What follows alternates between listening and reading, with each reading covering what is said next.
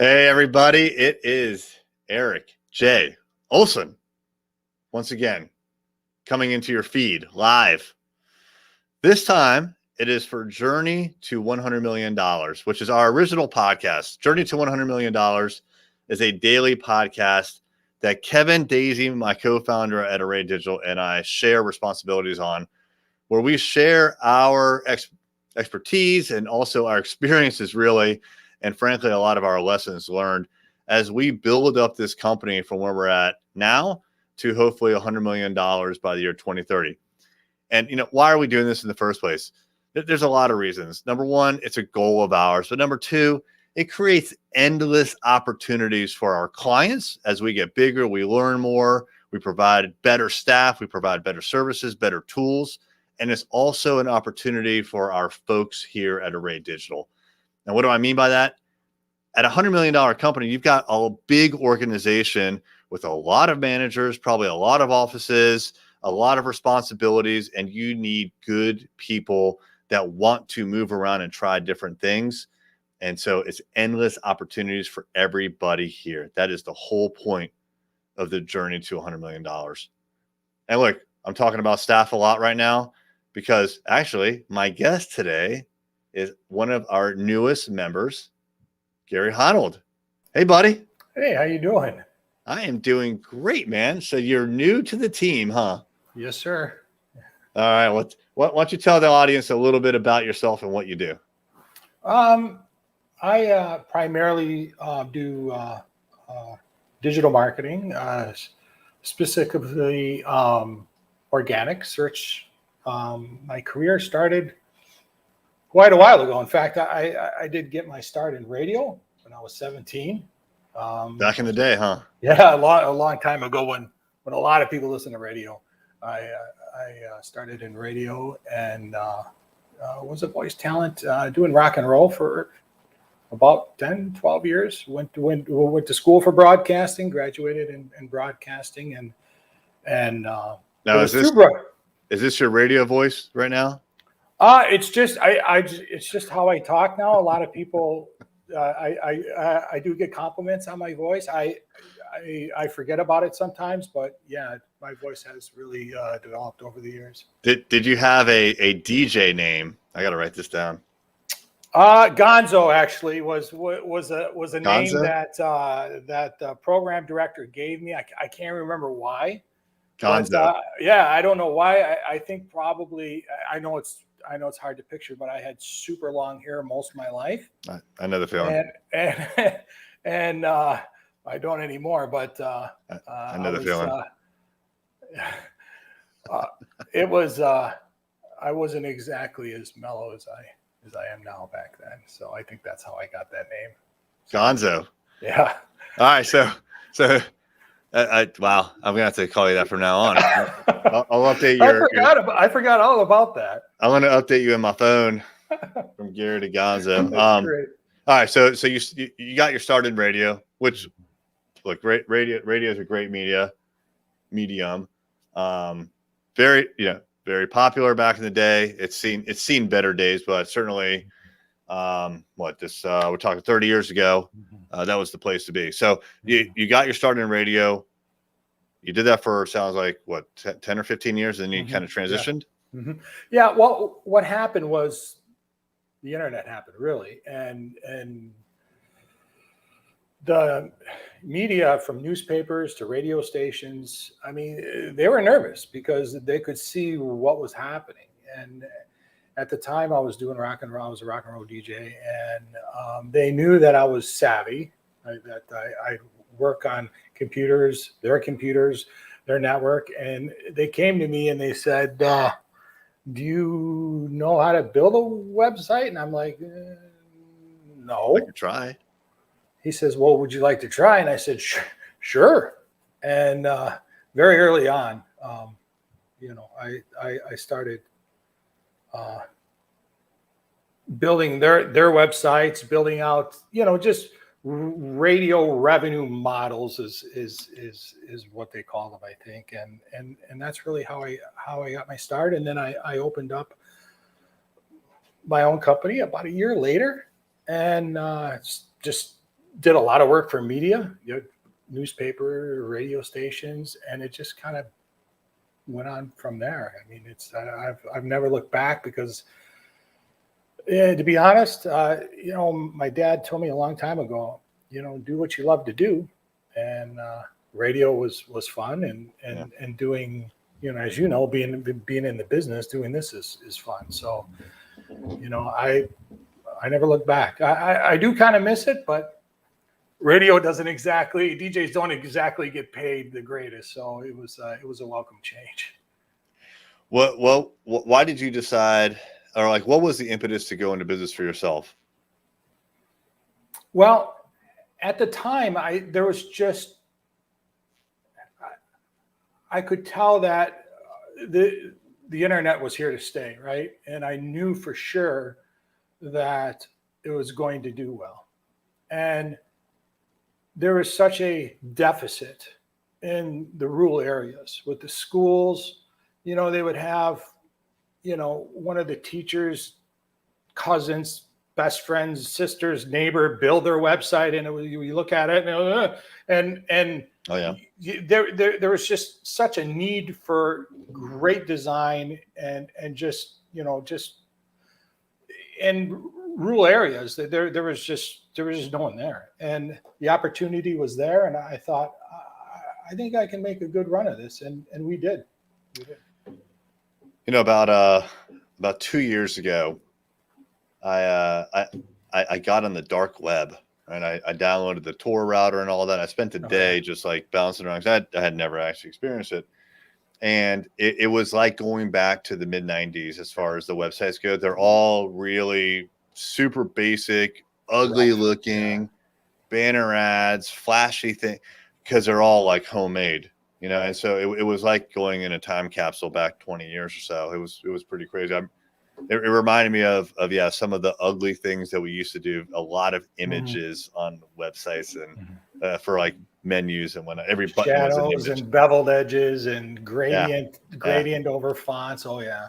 So, but you're right. Design was it was an early challenge, and people were trying to address it, and the technology kept evolving over time. So it sounds like you started off as a web developer, DJ, radio DJ, then web developer, web design. But somehow you ended up niching when it came to this internet thing. Yeah, over time, I think, I don't know if it was you or Kevin. After a while, you invariably can only build so many websites, right? And then it was back then. Google was new, and search was new, and you reached a point as a business owner back then. It was like, well, there's only invariably so many websites you can build, right? Because that's what your revenue model was based on, was building websites. And after a while, everybody had one. And search was a big thing. It was moving that way. And I just said, it doesn't do any good if we build you a website and no one goes to it, right? So, there wasn't YouTube back then. There wasn't someone that you could necessarily say, hey, how do you do this? Back then it was just figuring it out, and that's what we did. There was a lot of trial and error, a lot of mistakes, but over time, we went from just building websites, into digital marketing, right? So, taking their website and getting them ranked well, and the other thing we faced was there were schools, hospitals that really didn't have a really good presence. They had various departments that had different websites. The colleges really weren't that knitted, right? And so that was the other thing that we concentrated on, was just coming into these large organizations, helping them centralize their website, their processes. So it was a combination of learning search, and then also, getting into corporate, just helping them kind of pull these large, group of teachers, hospital employees, underneath one umbrella, I guess. Yeah. And then And then you transitioned into search engine optimization specifically most recently, Yeah, right? yeah, because I mean, the longer you go, right? If you were to look at the whole timeline, I mean, everybody had a website, they're happy with it, and the question that you had was, well, can you get me first, online in Google and Yahoo back then, right? And the answer was like, yeah. And then we figured out how to do it, and that was what we did all day, every day. Was um, I mean, things that you think of now is like, oh, I would never do that now, but back then, keyword stuffing and those kinds of things worked, and yeah, ever since then, I've always been in search. I never actually did it, but I remember getting emails, spam emails from SEO companies where for like, $50, they would take your URL, your domain name, and just blast it out Oh yeah, across the oh internet. yeah, I remember that. Yeah. Did that actually work back in the day? A long time ago, yeah, and then they would. I met some folks that literally would have 20 different URLs, with their name in it, and different variations. And I guess that worked. We never did it, but there were some folks that did. That seemed a little over the top for me back then. But there was a lot of people that had like 50 different names going to their website. Yeah. So Yeah. So, nowadays, it's very clear that when we talk about SEO, search engine optimization, we're talking about Google optimization. Like there is no other search engine for all intents and purposes. Yes, last I heard, 8 to 10% go through Bing, but I mean, well, Google. yeah, I mean, and the philosophy that I have is pretty much, when it comes to search, I look at search very much like what we learned back in grade school, right? Be nice to people, uh, go to bed early, eat right. And so I take that same philosophy in search, and is like, what is Google looking for? What are the best practices? Because if you're into sports, what's the most important thing? Practicing the fundamentals, right? So like that is critical. And I see a lot of articles on try this backlinking thing, and or all of these um, kind of what I would call experimental search, things. And for me, I guess it's the secret that I have is just to make sure that the website that you're working on has everything that Google is looking for. All the title tags, all the meta descriptions. Are there duplicates? You know, how's your content? It's just good, solid, fundamental practices, and whether or not you're wanting to rank in Yahoo or Bing, if you do all of the right things on your website, you're going to do well. Period. It really is not that difficult.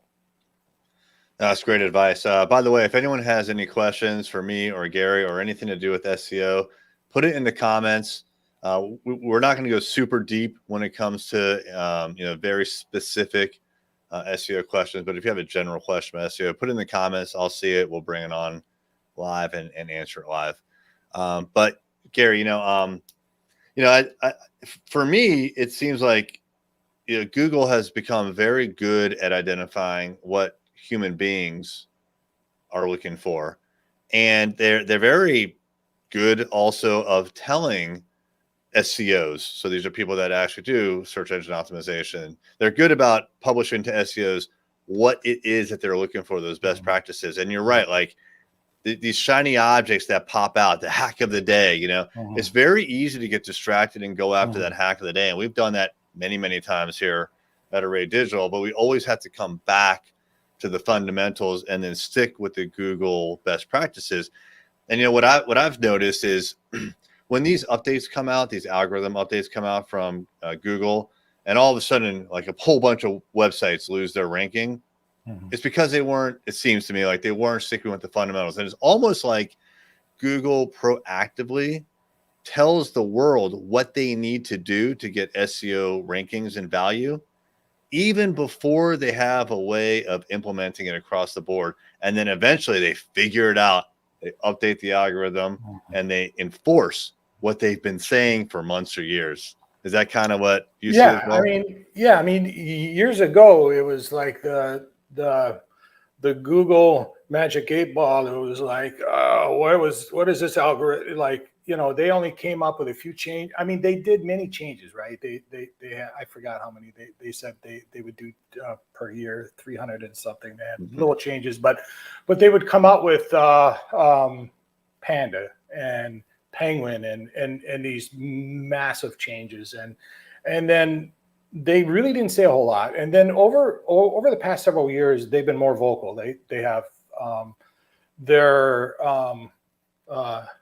guidelines that you can download and read, and that is pretty much the playbook. If you follow that, they tell you exactly what you need to do to your website in order to do well, right? So there are things that you need to have, like link building and great content, but Google also says that, I mean, for me, it's always been very simple. What am I going to put on the website that is useful to the user, that they'll read and that they'll share? Simple, right? And that's really what I've used as a guideline, is because Google's job is to serve up the best query possible for you. So whenever you're looking at any kind of keyword or group, is how can I answer that query? How can I best answer that query? What can we, let's really write this to give the best informational, for the user looking for that query. And it's for me, it's just very simple, just answer the great questions that people are looking for. Yep. Totally agree. So for everyone who's watching or will watch this later, if I wasn't clear before, Gary is now a part of the Array Digital team. He is our SEO manager, so heading up our entire SEO effort, which is becoming quite sizable, especially in the last about 2 years or so. The amount of SEO work that we've done has really grown quite a bit. Between websites and SEO, that's the bulk of what we do. And then there's advertising and social media as well. But there's a lot of demand for SEO. A lot of people want their website and their business to be SEO. They want to show up where people are asking those kinds of questions about products or services and offerings, and they want to be first. It's a very appealing kind of thing, and very rewarding, actually, to be able to help a client out when they're not, if you're not getting Google rankings, you're just, if you can't get found in Google, then you have a very difficult time building a business in this world today. Like a lot of times when we interview business owners, they say that word of mouth is what they go off of, referral business. And that's great. Referral business is great. Word of mouth is fantastic. Great source of the new business. But that only takes you so far. And how many referrals does an individual give in any given year? Like if you think about yourself, like when was the last time you gave a referral? Or how many have you given in the last, say, 12 months? It's probably going to be 1 or 2 or 3. Yeah. Right. So it doesn't scale. Google is a referral engine on steroids. Like when people go to Google and they look for something, they are looking for a referral from the world. It's crowdsourced. You have reviews, you have everything else. It's extremely important. Yeah, and there was a firm that a law firm that I worked for years ago. They had 13 pages, and what's difficult for many businesses is being able to trust that, because it's when you're a business owner, like you are, like, I've had 3 businesses. It's, you trust that a business is going to do what it says. And we're in a time where there's been a lot of movement because large um, uh, folks, I won't mention any names, but you've seen a huge shift in legal, where many firms have spent quite a few thousands and thousands and thousands of dollars and have seen no return on their investment. So going back to what I was saying, I was talking to this firm. It was 2017-ish. They had 13 pages, and not very many if you're a medical malpractice firm. And they were just so embittered by investing their money and just falling short. They were really frustrated, and they had really just resorted to paid, right? So they were paying for their traffic, which is great, because if you spend 1 quarter and you get 3 quarters back, great, keep doing it, right? So I'm all for paid, but they had 0 coming from Google, and it was really frustrating for them, and they had a hard time trusting, trusting for, and my philosophy is why, not to say not to do paid, but I would say why pay? They paid for the same traffic every month. So on the very first of the following month, they would pay another, I think it was $150,000 for traffic. And I said, listen, just give me 1 quarter of that. Let me write some content. Just keeping things very simple. I would say within 6 months, they were very happy. And I think the last I looked, their website had about 400 pages. and they're very happy. And I think their paid budget, because of the amount of organic they get, is about $3,000 a month. So they went from spending like $150,000 a year to ranking really well and not having to pay for those terms that they're ranking for free for. So that's kind of where that term comes from. Why pay for it when you can get it for free? But that's not to say that paid doesn't work, because paid does work. So, but I like to get people ranked for stuff for free. Yeah, so as a digital marketing firm, a lot of times we will recommend paid traffic for sure, and especially in the beginning of an engagement, because it has instant results, right? So you have to set up the ad. There's work to be done, but once you turn those ads on, which can be pretty quick into the engagement, it's just start producing. The problem with ads is once you stop paying, it stops producing. It goes completely cold. Like it just stops, right? Right. So you really want to transition over time from paid to SEO traffic. So, like with paid, it's like you're investing in getting revenue here and now. But with SEO, you're investing in getting a revenue generating, a revenue engine, right? A revenue generation machine up and running. And if you want, you could cut off the SEO and it'll still produce. Now, over time, it will degrade, right? If you're not paying attention to it, but it won't stop instantly like advertising does. And I think that's the big difference there. It pays. It's an investment. Oh yeah. And it's, it's really, local search engine optimization is very important. Paid is very important. And of course, the organic side for me is critical, because, you have this firm. They had some incredible folks, and, to be able to take them from virtually no traffic to traffic that, they had to hire people just to answer the phones. Yeah. And it was so fun just to be a part of that, and to know that I was helping them help people that were victims, right? People that were hurt really bad, not just, I mean, we're talking at people that were, injured by surgeries and it was just great just Yeah. to be a part, to be able to help them reach so many people and help so many people. For me, that's that was worth everything.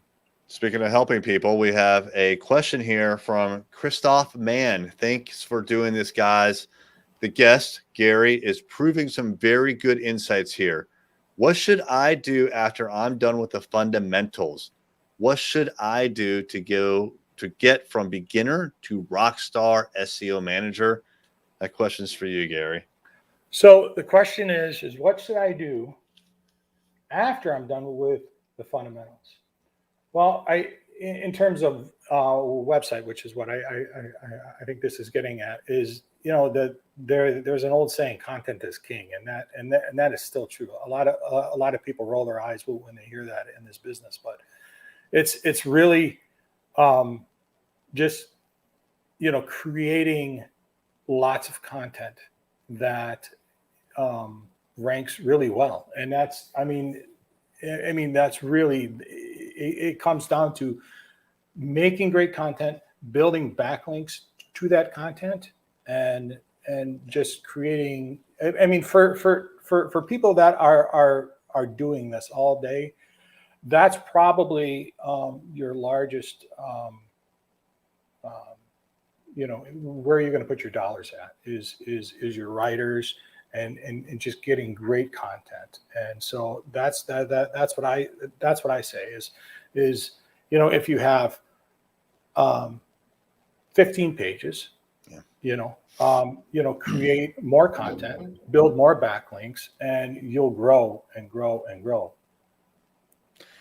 Yeah, I mean, I think about like the local TV station websites, the media websites, and they get a tremendous amount of traffic.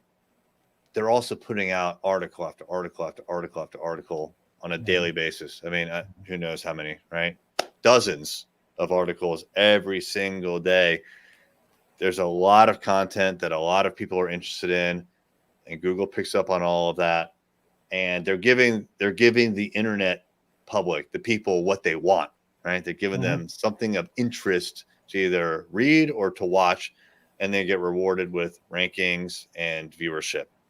And so if you think about it, like from the perspective of like that local newspaper website or TV station website, it seems like businesses these days really need to be more like media companies than, at least when it comes to SEO, when it comes to the internet and getting attention on the internet, than doing whatever it is they normally do. They have to just put out a lot of content that people are interested in.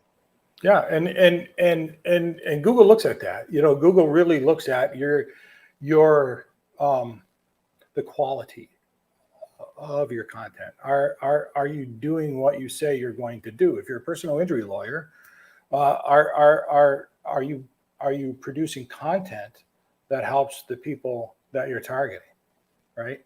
And so, content. It's for me. Content writers are worth their weight. There's nothing like a great content writer, and to be able to work with somebody that does great content consistently, week after week, you're going to do real well because because that's what people are looking for online. All right, we have a follow-up here from Christoph. Let's answer this, and then we're going to wrap it up. But thanks for the response. It's helpful, but I'm confused. If I do the content, who is going to be the SEO manager? I mean, it's a good point, right? There's a lot of work that's got to be done, right? So there's creating the content. There's getting the backlinks. There's managing all this stuff. There's on-page. There's off-page. There's Google My Business. There's a lot of that has to be done, right? And one person can only do so much. So I'll take this one, Gary, if you don't mind. Sure. But, it's a matter of building a team, either completely internally or getting some external help, some freelancers to do those things that I just mentioned, or maybe some other agencies that focus on that specialize in it.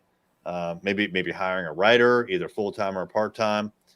Yeah, there's a lot to be done. It's not something that you can do at scale and by yourself usually, even if you have the best tools in the world.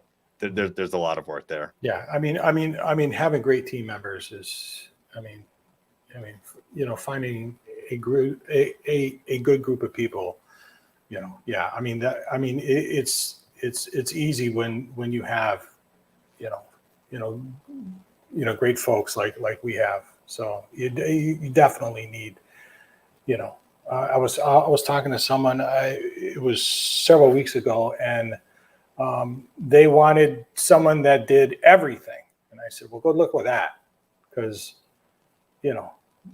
not everybody's great at, I mean, there's people that are just great at paid. There's people that like me that just do content and that kind of stuff. So you need a good team for sure. Cool. All right, bud. Well, hey, I know you have a hard stop, and I've got to actually record a whole bunch of other episodes for the journey to $100 million. So we have a backlog here. So I'm going to let you go. Thanks so much for your time. I appreciate you. I appreciate you being on the team. I'm looking forward to the great things we're going to do. Any parting words, Gary? Just why pay for it when you can rank for it for free? There you go. Listen to DJ Gonzo.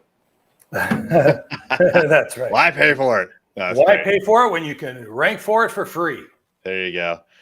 All right. Thanks so much, Gary. All right, everybody. If you would like to listen to other episodes about the journey to $100 million, it's mostly entrepreneurial, about things that we're learning as we build the business, as we work with clients, as we get more staff, all of the mistakes that we're making that we share with you so that you won't have to make those mistakes. But more importantly, takeaways and lessons learned.